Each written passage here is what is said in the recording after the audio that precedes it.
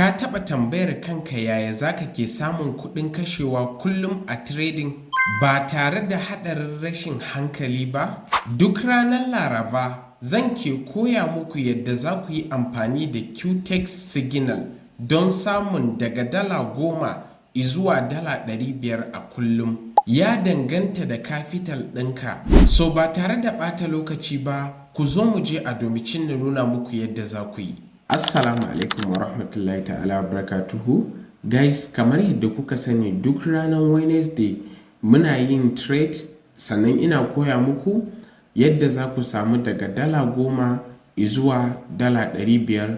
Ya danganta da wato ainihin capital ɗinka. Kada ku manta wannan shirin duk ranar Wednesday zai ke zuwa muku insha Allah. So kamar yadda kuke gani a halin yau bana da lafiya, amma duk da haka zan yi iya bakin ƙoƙarina na ga cewa na completing wannan alƙawarin da na ɗauka. So kamar yadda kuka sani idan kana amfani da waya kai tsaye ka zo 3 dot ɗin da ke ƙasa sai ka danna shi. Da zaran ka danna zai kawo maka wurin analytic, tops da signal. Kada ku manta sai ka zo sai ka taɓa signal. Da zaran ka taɓa signal zai kawo ka wannan wurin. Da zaran ya kawo ka wannan wurin ba komai za ka yi ba, za ka jira wato signal mai 5 minute. Da zaran signal mai 5 minute duration ya zo da shi za mu yi amfani.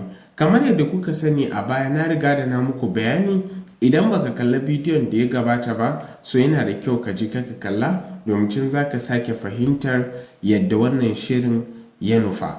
Kamar yadda kuke gani USD BRL sun saka mana 1 hour, so a halin yanzu ba za mu yi trade da shi ba. Sannan ga Nasdaq 100 ya fito, shi ma ba za mu yi trade da shi ba sabida babu slash a tsakaninsa.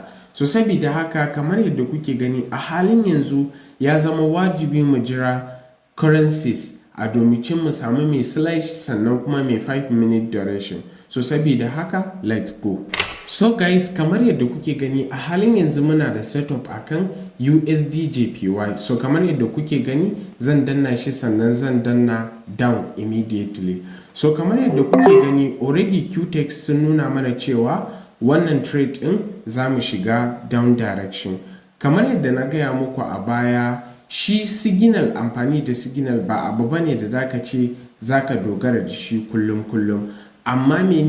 Amma za ka iya amfani da signal ɗin Quotex ka ringa samun abin da bai gaza $10 zuwa $500 kullum a cikin Quotex broker ba. Ya danganta da jarinka. Kamar yadda kuka sani a satin da ya gabata na samu ribar $350 da wani abu. So kamar yadda kuke gani a yau ma a halin yanzu gashi mun fara trade, sannan trade yana tafiya alhamdulillah. So sabida haka guys, bari mu jira a domicin mu ga menene abin da zai faru.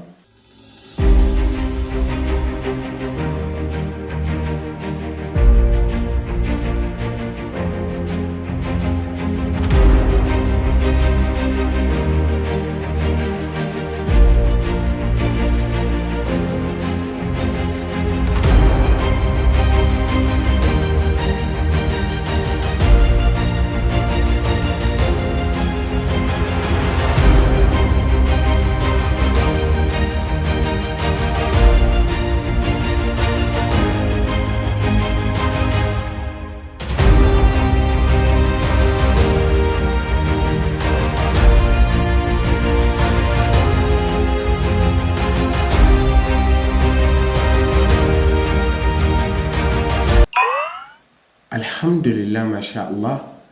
Guys, abin nan ya bani mamaki. Idan kun lura za ku ga cewa kamar trade din nan ya zo shi kuma har ya shiga. Maybe ko an samu network error ne. Amma kamar yadda kuke gani a halin yanzu mun samu ribar $166. Idan da loss muka yi da still shi ma ba za mu ce mun samu network error ba ne. Ta use spread in Quotex ya riga da ya rabu biyu. Wannan shine dalilin da yasa aka samu wannan error. Idan kuka duba za ku ga muna minus 9 oh my god, na manta ashe trade mu yana kallon up direction ne, sorry down direction instead of up direction. na riga da na manta da cewa down muka yi already, ashe down muka yi, down direction ne, so lissafin zai nuna mana minus ne instead of plus. To minus zai nuna mana, idan ba ku manta ba, idan mun sauka ƙasa kamar trade ɗinmu na baya za ku ga plus ne, babu minus point. So a halin yanzu kamar yadda kuke gani za mu sake duba wani signal a Quotex broker a halin yanzu. So kamar yadda kuke gani yanzu mun samu dala 166, sannan kamar yadda kuke gani za mu danna mu, sannan sai mu zo signal, sannan kamar yadda kuke gani muna shiga ga AUD card, an ce a yi up direction. So kamar yadda kuke gani, let go.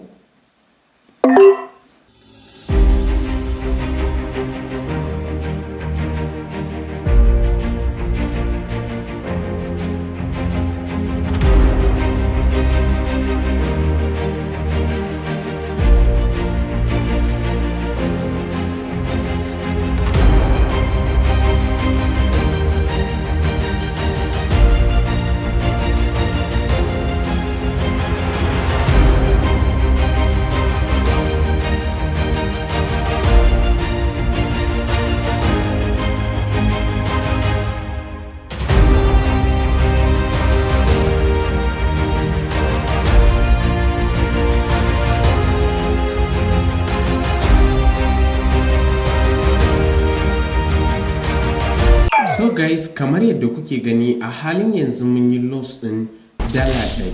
So kamar yadda kuke gani ba tare da bata lokaci ba, baran kansila wannan tunda akan shi ne muka yi loss, sannan kuma zan canza investment ina zuwa 300, sannan kuma in koma wani trade din. So kamar yadda kuka sani normally zan danna nan wurin, sannan kuma wato mu, sannan signal, sannan sai mu jira trade ya zo, sannan mu shiga trade. So kamar yadda kuke gani ga wani USD TRY, amma ya zo mana ne a wato ainihin past signal. So kamar yadda kuke gani ba za mu taɓa amfani da shi ba. So kamar yadda kuke gani za mu jira sabo ya zo. So sabida haka mutane da dama suna tambaya na akan shin Oga Yusuf za mu ringa amfani da wanda ya kai 10 minutes ne ko 5 minutes da dai sauransu? Na ce a'a, abin da nake nufi shine idan za ka yi amfani da wannan ana buƙatar instant, da zaran an turo signal kawai sai ka shiga trade.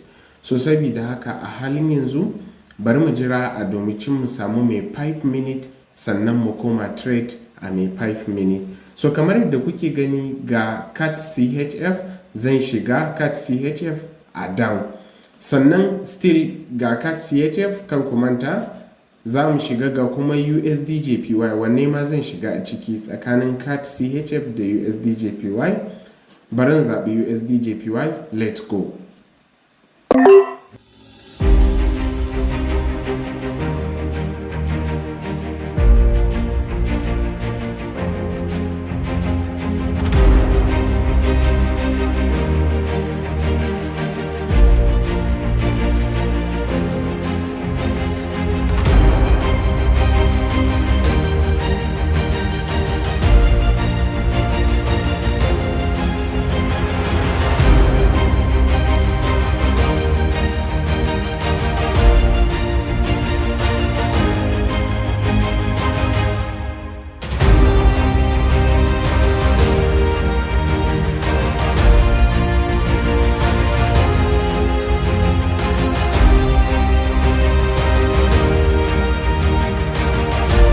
Alhamdulillah guys, kamar yadda kuke gani a halin yanzu mun samu ribar dala 498. So kamar yadda kuke gani muna da minus 31 point na difference tsakanin order mu da kuma inda kasuwa ta yi closing.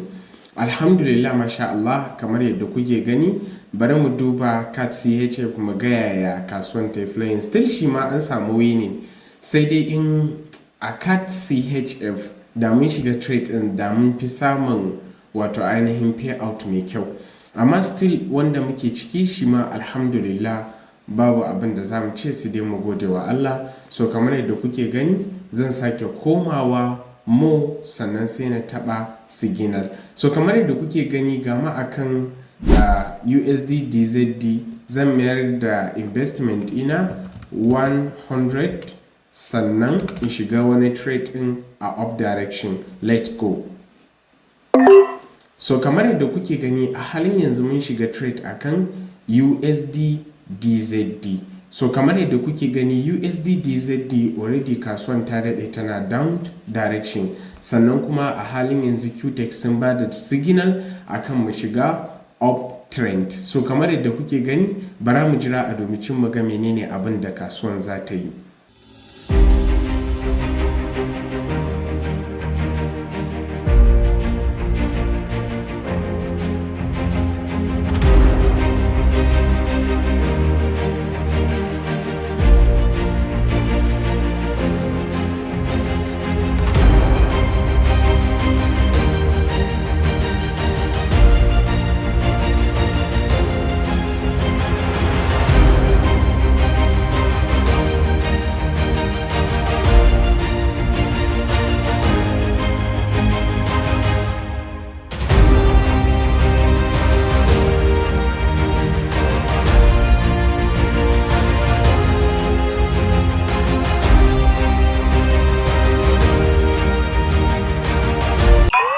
Alhamdulillah, masha Allah, kamar yadda kuke gani a halin yanzu mun samu ribar dala 192 tare da difference na 27 point. Alhamdulillah, masha Allah, gaskiya wannan trade in na wannan satin ya matukar burge ni sosai da sosai, sannan na yi matukar jin daɗi. So kamar yadda kuka sani a satin da ya gabata idan za ku iya lura za ku ga mun yi loss biyu ne sannan mun yi winning biyu.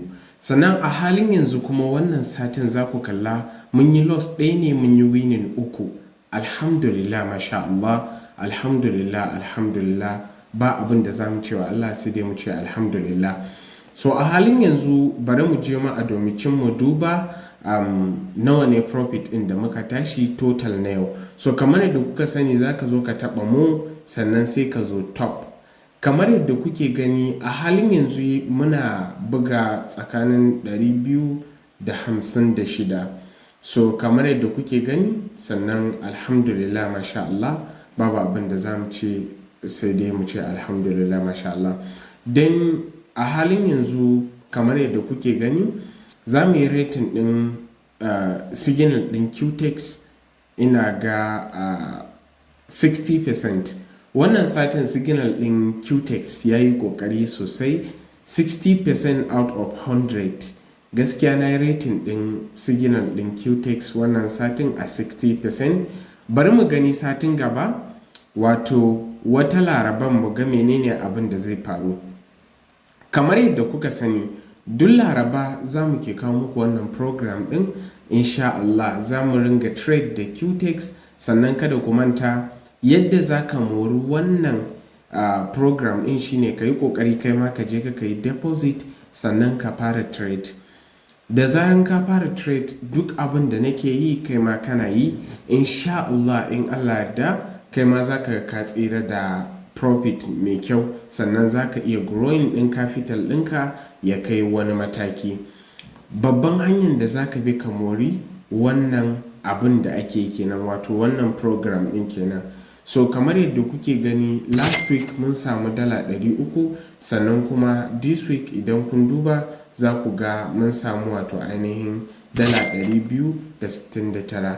So kamar yadda kuke gani idan muka sauko muka zo available withdrawal ɗinmu za ku ga available withdrawal ɗinmu 3623. Nan gaba za ku iya ganin mu da $10,000. Ba zan yi withdrawal ba har sai na kai wani mataki.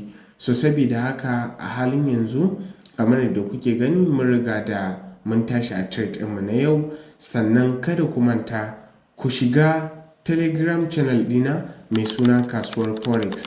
A nan zan yi ringa muku posting ɗin abubuwa wanda za su taimaka muku. Sannan kada ku manta kasuwar Forex tana nan tana ƙoƙarin zama live. Nan ba da daɗewa ba za ku ji update mai kyau dangane da kasuwar Forex. Allah Ubangiji ya ba da sa'a, mu haɗa a bidiyo na gaba.